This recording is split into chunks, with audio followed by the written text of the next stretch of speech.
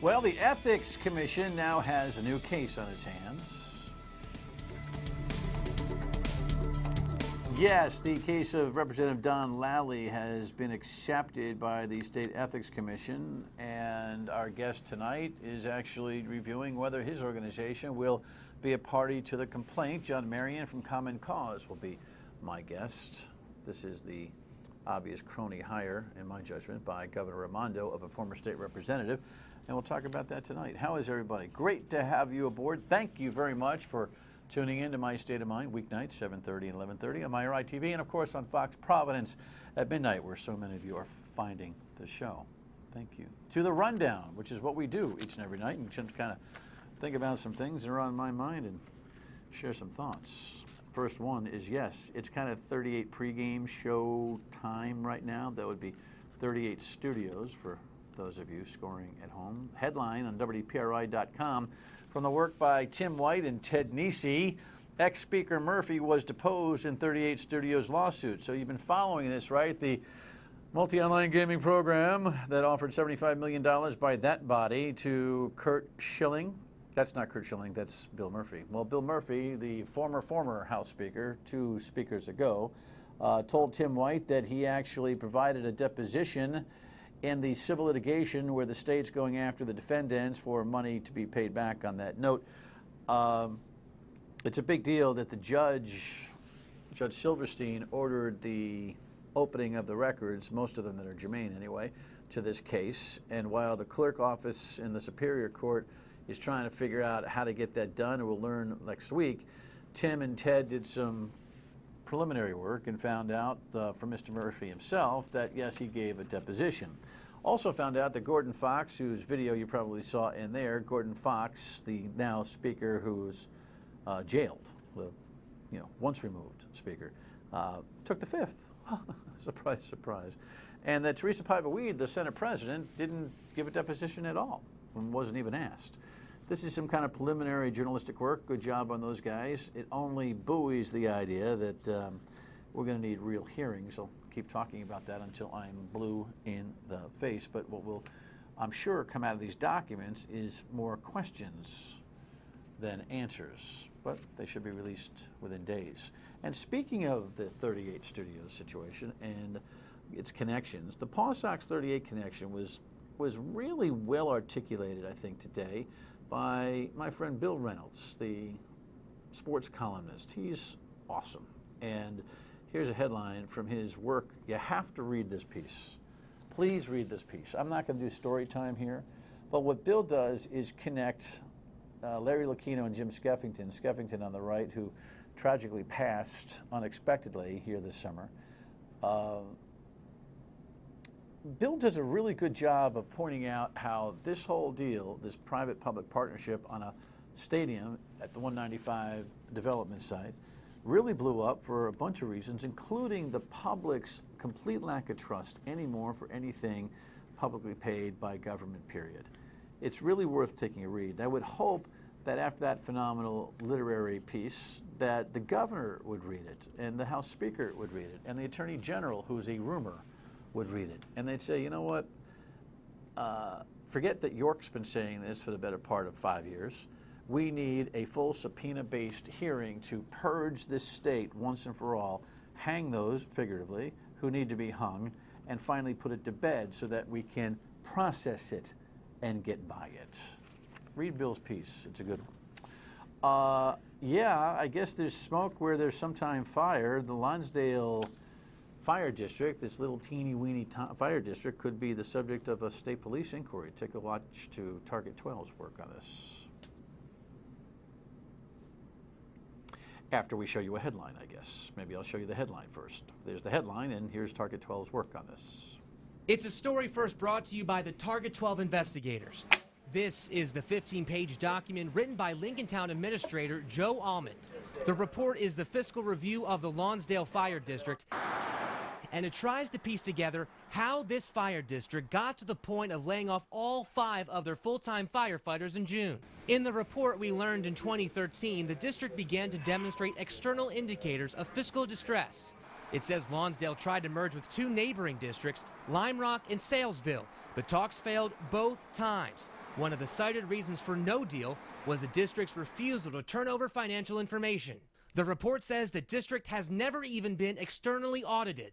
The entire fire board resigned in February. One man decided to come back and be the fire board chairman to try and find a solution. His name is Joseph Tashash. We spoke with him on the phone, and he says he will not comment on the situation because of the ongoing investigation. We now know both Rhode Island State Police and the fire board are investigating to see if there were any financial mishandlings. My instinct is that if Joe Almond penned off a report, he's the town manager guy, administrator guy in Lincoln, it's a fair and honest report because he's a fair and honest elected official. I just wish that with this story that it is another nail in the coffin for the local fire districts in the state, which are an archaic system and serve practically no purpose other than to, well, let's just say they serve practically no purpose.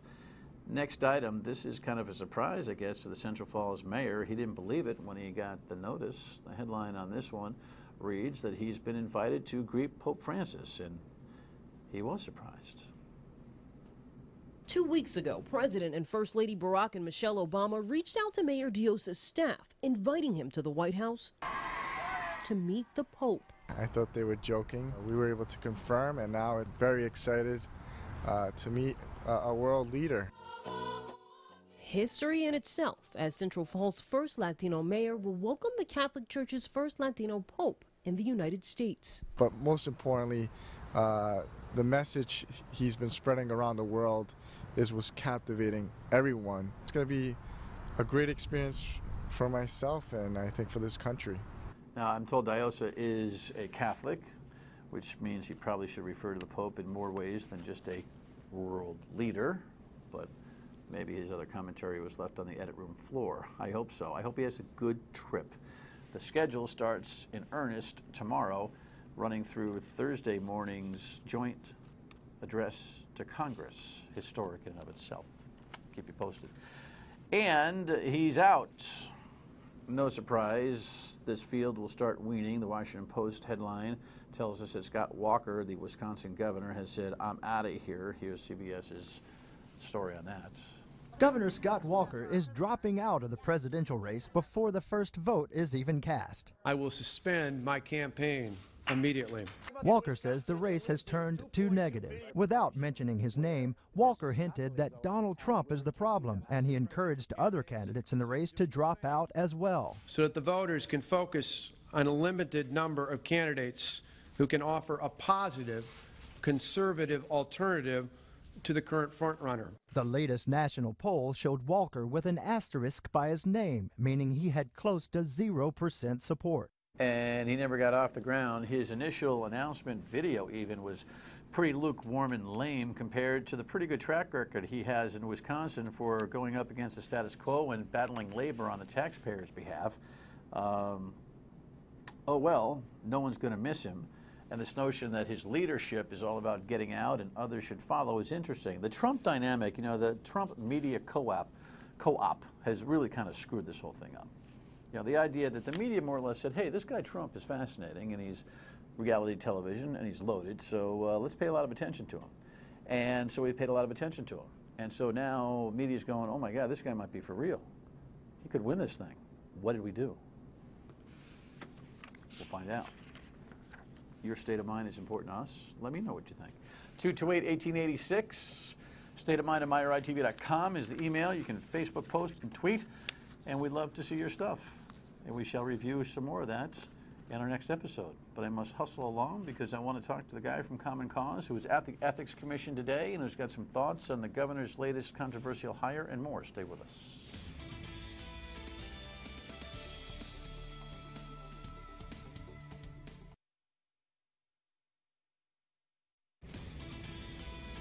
Oh, I've been looking forward to this conversation with John Marion. He's a pretty steady thinker on good government stuff. Here was the original story that had a lot of saying, you got to be kidding me. Don Lally, the state representative, who's there for 20 plus years, lands an $87,000 job in the governor's office. I don't care about the money. I just care about the governor's office part.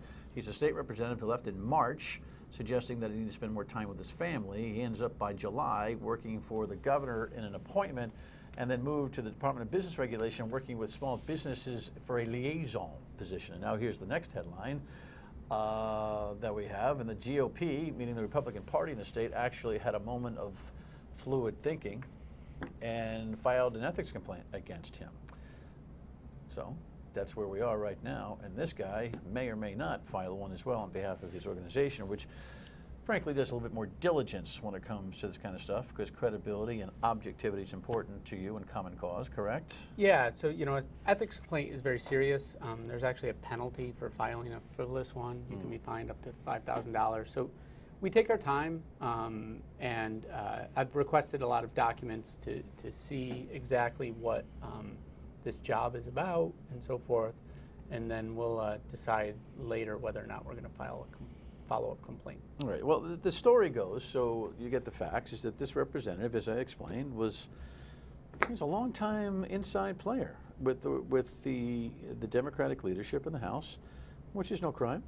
He leaves in March, which is no crime. I hate to see when legislators leave in the middle of a term. Right after an election, 3 months into a new term, and today, Tuesday, is the third special election triggered by his vacancy. So there was a special primary for his seat, then a general election. A town councilor was elected to his seat. Now there is a special election for her town council seat. So perhaps I should not be so nonchalant about the timing. He cited losing his parents, back to back, which was traumatic, and needing to spend more time with his family. When someone cites that kind of thing, most of us say, oh, okay. By July, he was in a new gig. He's a lawyer by trade. By the time July rolled around, he was working for the governor's office in an appointment, and then the DBR, the Department of Business Regulation, as a liaison to small government. On loan from the governor's On loan. office. And here's what the governor said about it when asked. Steve, that accountable radio shot, if we could. Listen to this. We hired him into the governor's office to help us on regulatory streamlining and some special projects in the Department of Business Regulation. He's the guy we chose to do the job, and we're going to hold him accountable, just like everybody else. I found it interesting that she was defensive. If I hired you in a new organization, somebody asked me about it, I wouldn't be saying, well, hey, listen, if he doesn't do the job, I'll pop him. So there was a sense of defensiveness, and the same thing happened with Steve Newman, the chief of staff, who was on Newsmakers a couple of weeks ago.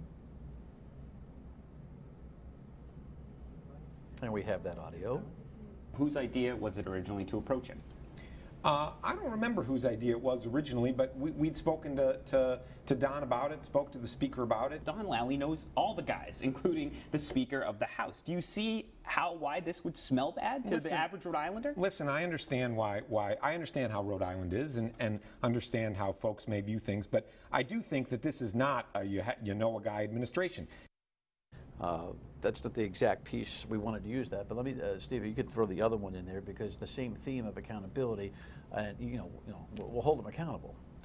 He is doing a great job, and we're going to hold him accountable for the work that we've asked him to do. He serves at the pleasure of the governor, and just like everybody else, if he doesn't continue to do a good job, we'll find somebody who will.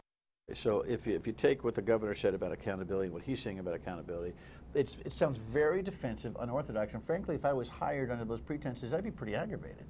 Yeah, the thing to remember is there are two issues here. There's the fact that the governor hired him and whether or not it was appropriate for her to hire him, given the revolving door. But really, there's the fact that he sought the job.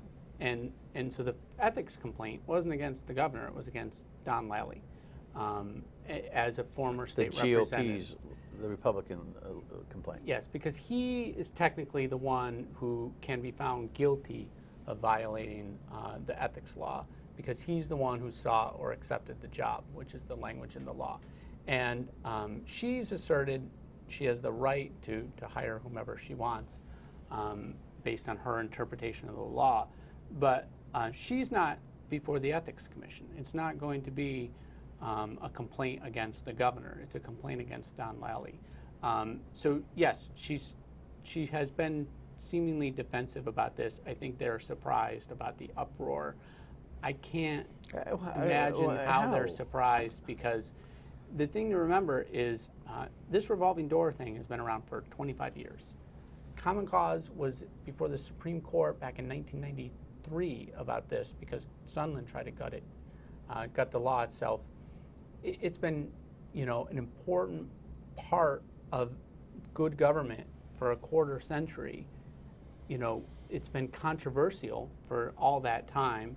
People who've gotten passes, like Richard Leach, have been controversial over that time. It's been high profile.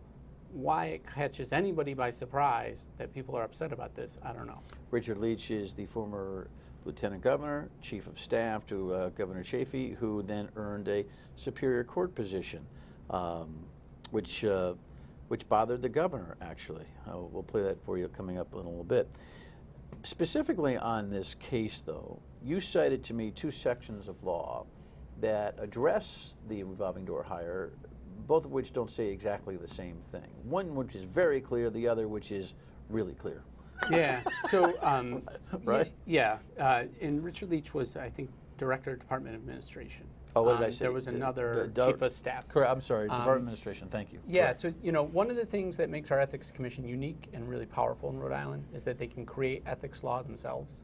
That's because it was put in our Constitution back in 1986. We're one of only a couple of states with a constitutional ethics commission, and we're lucky to have it because even though it's been depleted over the last handful of years, there are problems. It is not perfect, and the courts have taken some power away, but it's still a very powerful, very important institution for good government. And they can make regulations that have the force of law. That's what we were in the Supreme Court about in 1993. The Supreme Court said ethics regulations have the force of law. There is an ethics regulation that gives almost no exception for who can be hired by the governor. There's a law that gives some exceptions. It says senior policymaking, confidential, discretionary employees can get a pass through the revolving door. That's what they're asserting, that he falls into one of those three categories. But so far, there hasn't been a job description produced, and we know he's not even working in the governor's office. He's working somewhere else. Yeah, come on. You make a high-profile, high-level appointment. You put a press release out. You describe it. You beat your chest over it. You say, hey, this is great stuff. They did none of those things. It was only when the South County Independent newspaper found out that Lally was working in state government that anybody even addressed it in the Raimondo administration. It doesn't pass the laugh test right now. They know it, and they look really, really silly trying to, what? Make excuses for it. And so today, the Ethics Commission, I was at the meeting this morning. Well, hold your thought on that. Don't go anywhere. Something happened at the Ethics Commission today. I think they took the case. We'll be right back. Stay with us.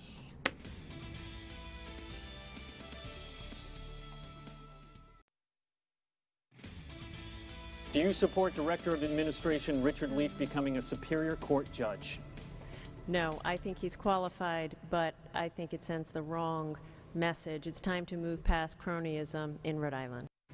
The amnesia, that's the that's the Democratic gubernatorial debate. Tim White asking the question. You referred to Richard Leach, the former Department of Administration head for Link Chafee, who actually got a pass to the Ethics Commission. Controversial as it was, they reviewed his position and said, eh. Yeah, so there's a process. If you think you have some conflict of interest, you can go before the Ethics Commission and get, they call it an advisory opinion. It's their legal opinion about what you can and can't do. You get what's called safe harbor if you go ahead and do something based on that advice. And so they process dozens and dozens of these a year. They did 5 of them this morning from well-meaning public servants who want to make sure they're doing the right thing. And that's what should have been done in the first place here, is they should have gone before the Ethics Commission, asked for an advisor. Well, my point in playing that piece of video is that the governor, despite the Ethics Commission kind of reaching a little bit for Richard Leach to become a judge or to be nominated as a judge, she still felt, even with the Ethics Commission stepping up, she felt like it smelled like cronyism. Well, heavens to Betsy, they didn't even get that advisory opinion with Lally, and everyone who sees it, walks like a duck, quacks like a duck, most likely a duck. She knows it's a duck, and if she was running for office on the same theme that she had on Leach, she'd be calling the Lally hire one of the worst things she's ever seen as a governor. It's amazing what changes between campaign and the other side of it, meaning once you're elected and you're in. Yeah, I mean, so we all know that, you know, governing, was it Mario Cuomo who said you campaign in poetry and you govern in prose, I think, and you know, this isn't the first politician to run into that reality. So at the Ethics Commission today, what exactly happened since you were there? So the Ethics Commission has a multi-stage process. They get a complaint, which they did last week. They have 3 days to literally accept it or throw it out. And they get a lot of junk, as you might imagine. You know, so-and-so's cheating on their wife. Well, that's not against the ethics code. And they can throw that out at a staff level. But then if it's a legitimate complaint about the code of ethics, they take it to the 9 public members of the commission. There were 5 of them there this morning that bear a quorum. And they have what's called an initial determination. They look at it, it's presented to them by the staff, and they take a vote. Is there enough within the 4 corners of the complaint to say, maybe we should investigate this? And that's what they did, 5-0. So they have 180 days to investigate it. Then, if the staff thinks, based on the investigation, there's enough to go forward, they do probable cause. Essentially, they take it like a grand jury, see based on that investigation if there's enough to charge somebody, and then after that goes the hearing phase. You, again, and your organization are doing what? Still working on whether you're going to join or file your own complaint? So we didn't file a complaint before the GOP did, and there's no value in having 2 complaints in at the same time on the same thing. So what we're going to do is continue to do some research about whether or not, in our opinion, this was a violation legally. If something happens to the GOP complaint, for whatever technical reason it's thrown out, we'll be prepared to step in. Guess that you will be? Have you decided as a group that I have to send that you're in the bullpen? I have to send it. We have a litigation committee that looks at it. Hey, well, John, you wouldn't be on this show talking about this thing if it didn't make you queasy and most likely predict that your organization will be in, right?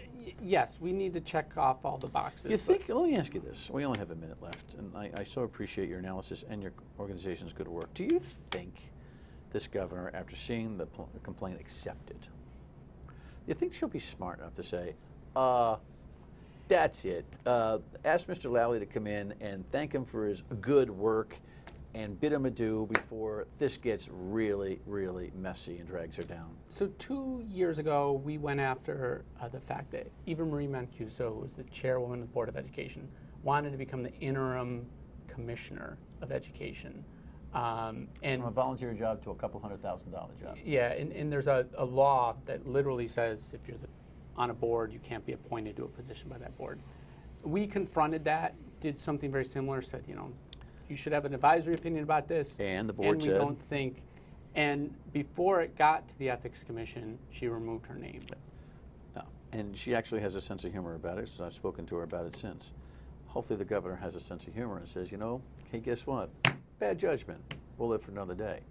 Keep the pressure on, man. Thank you. Appreciate it. Final word when we come back. Stay with us.